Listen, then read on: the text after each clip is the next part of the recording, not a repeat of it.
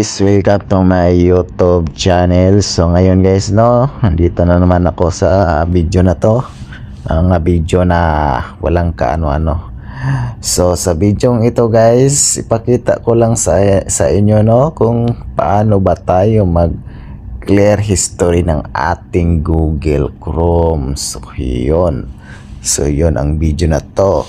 So kung gusto ninyong mag clear history ng inyong mga Google Chrome guys or Google, tapos din ninyo alam kasi nanood kayo ng mga ano dyan, alam mo na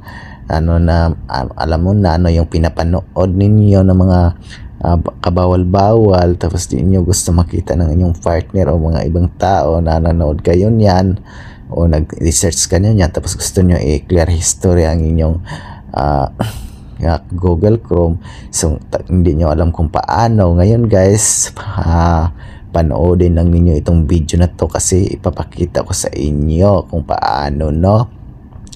So ang gagawin lang ninyo guys, no, simple punta kayo sa inyong Google Chrome or browser. Click lang natin yung Chrome natin. So dito guys makikita dito sa history lahat guys yung mga sinesearch ninyo, kung ano yung mga sinesearch ninyo dyan ng mga hinala-hala.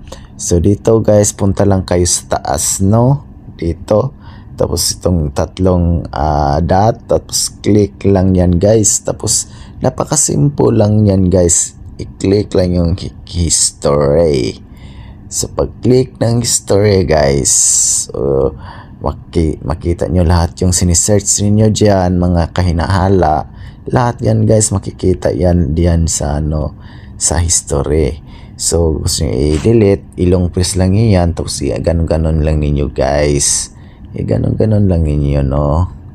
So automatic yan na mawala yan, ganon-ganon lang ninyo, i-check lang nyo yan, ganon lang guys, i-check lang nyo yan, no.